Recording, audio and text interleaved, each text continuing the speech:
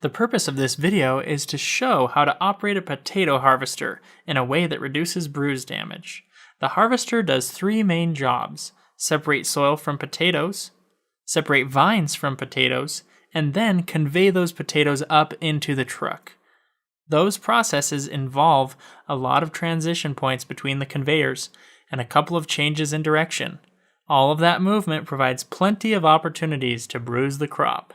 It is very common to see a steady increase in bruise damage on the harvester as the potatoes make their way from the primary up to the boom and into the truck.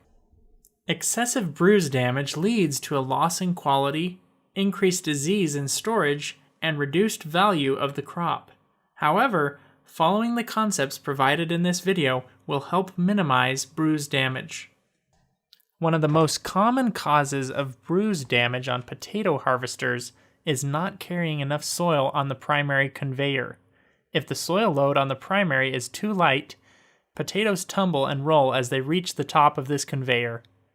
Harvester operators should constantly monitor the soil load and adjust forward speed so that some soil is carried over onto the secondary conveyor. This layer of soil provides cushioning to potatoes as they fall from the primary to the secondary.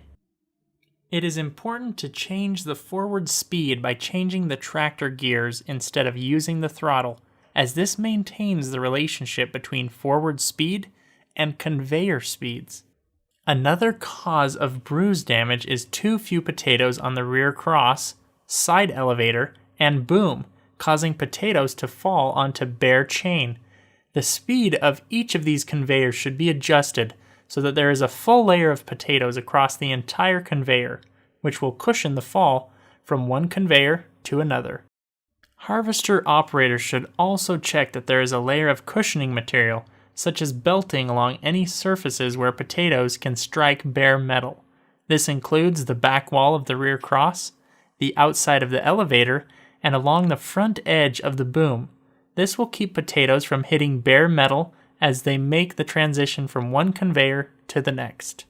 Of course, cushioning materials and flights only work well if they are not worn through or damaged. Harvester operators should take time each day to look for worn chains, rollers, and flights, and have them replaced immediately. Finally, the drop from the boom discharge into the truck should be as small as possible. Drops over 6 inches, especially when potato temperatures are below 50 degrees Fahrenheit, can lead to high levels of bruising. To conclude, here is a list of final tips for operation. Number 1, change tractor gears to speed up when soil load on the primary conveyor is too light, and slow down in wet spots. Do not adjust the throttle as the change in RPM changes conveyor speeds relative to the ground speed. Number 2, if too few potatoes are on the rear cross, side elevator, or boom, slow them down so that there is a full layer of potatoes across the entire conveyor. Number 3, make sure belting and/or cushioning material is attached to places where potatoes can strike bare metal, and check regularly that it is not caked with soil or damaged. Number 4, lower the discharge end of the boom as close as possible to the pile of potatoes in the truck to minimize the drop height.